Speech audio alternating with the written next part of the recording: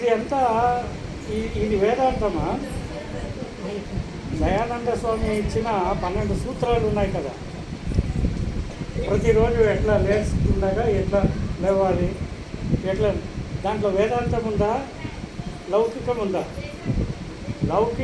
లౌకికాన్ని ఎవడు గెలుస్తాడో వాడు మాత్రమే పారమార్థికాన్ని గెలవగలుగుతాడు.